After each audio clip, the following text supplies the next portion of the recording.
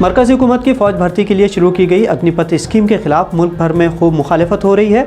नौजवान गुस्से में हैं। पूरे देश में तोड़फोड़ जारी है। क्या रेलवे, क्या बसेस, क्या पब्लिक प्रॉपर्टी। गुस्से में नौजवानों ने बीजेपी दफ्तरों को भी तहस नहस कर दिया। आज दिन भर में हंगामा आराई जारी रही। सिकंदराबाद में रेल को आग लगाने के बीच पुलिस फायरिंग में एक नौजवान की मौत हो गई है और 15 लोग जख्मी भी हुए हैं। वहीं बिहार के लखीसराय में आग के हवाले की गई विक्रमशिला एक्सप्रेस में बेहोश हुए एक नामालूम शख्स की मौत हो गई है। आज दिन भर में अग्निपथ स्कीम के खिलाफ मुल्क भर में जो कुछ हुआ हम आपको बताएंगे। ये पहला वीडियो देखिए, बिहार के लखीसराय का है, जहां आर्मी की भर्ती के ख्वाहिशमंद नौजवानों ने ट्रेन को आग लगा दी। पुलिस या इंतजामिया की मजाल के नौजवानों पर कार्रवाई करती या गोली चलाती या बुलडोज़र से घर गिरा देती, सब खामोश हैं। मालूमात के मुताबिक बीजेपी के दफ्तरों, नेताओं पर बिहार में हमले हो रहे हैं। बिहार के बेतिया में तो बीजेपी कोटे से बिहार के डिप्टी सीएम के घर पर भी पथराव हुआ है।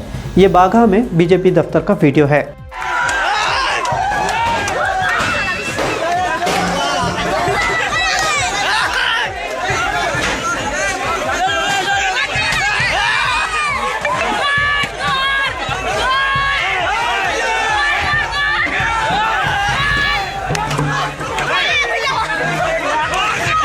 मोदी हुकूमत की इस नई स्कीम के फौज में भर्ती के ख्वाहिशमंद नौजवान अचानक पत्थरबाज बन गए, दंगाई बन गए।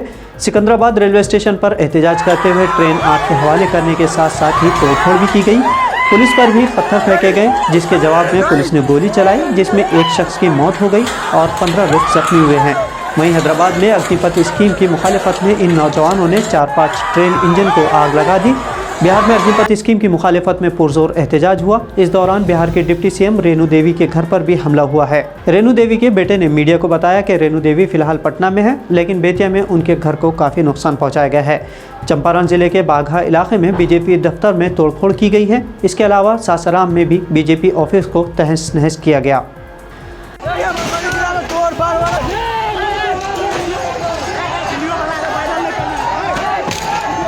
अगला वीडियो बनारस का है, जहां से Narendra Modi member of parliament है। पिछले 8 सालों तक यहां नौजवानों में कूट कूट कर देशभक्ति जगाई गई और फिर 4 साल की नौकरी देने की बात कहकर खेल कर दिया गया।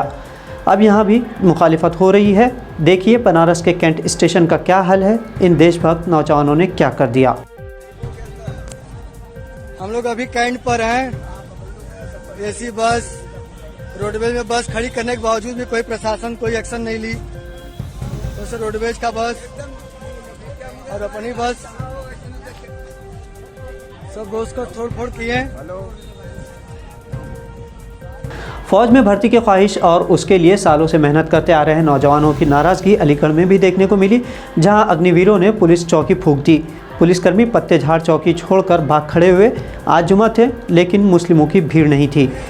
ये जट्टारी पुलिस चौकी यानी कि अलीगढ़ जिले के टप्पल थाना के अंतर्गत आने वाली जट्टारी पुलिस चौकी है, जिसमें जो नाराज युवाओं ने अग्निपथ के विरोध में उपद्रव के दौरान इसको आग के हवाले कर दिया। पूरी तरह से इसमें लूटपाट की गई है। मधुबनी बिहार में भी बीजेपी दफ्तर में तोड़फोड़ की गई। अग्निपथ योजना को लेकर मुखालिफत तो कई स्टेट्स में हो रही है, लेकिन सबसे तेज मुखालिफत बिहार में देखने को मिली है। इसी दौरान पिछले कुछ सालों से साइडलाइन किए गए बीजेपी लीडर वरुण गांधी ने ज़ाहिरी तौर पर नौजवानों को समझाने की बात की, लेकिन उन्होंने साथ ही में सेंट्रल गवर्नमेंट पर भी निशाना साधा।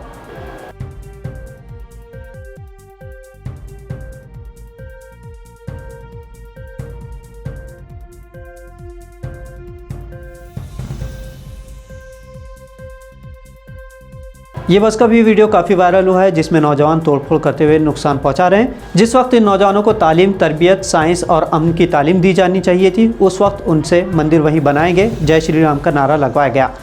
यकीन दिलाया गया कि आप ही देश के मुस्तकबिल हैं, लेकिन आपकी राह में रोड़ा मुसलमान है। ये किसी भी जमहूरियत में नौजवानों के साथ किसी सियासी पार्टी की जानिब से किया गया सबसे बड़ा धोखा था। लेकिन हिंदुस्तान के मासूम बच्चे मानने लगे कि नोट में चिप हो सकता है, नाली में गैस से चाय बना जा सकती है, वडनगर का जो लड़का मगरमच्छ घर ला सकता है, वो रडार को भी धोखा दे सकता है।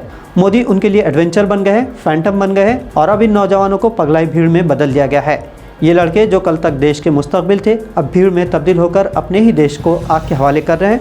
उन्हें ये पता ही नहीं, एहसास ही नहीं कि ये देश उनका भी है। ये ट्रेन उनके अपने पैसों से बनाई गई है, जो मजदूरी भी करते हैं।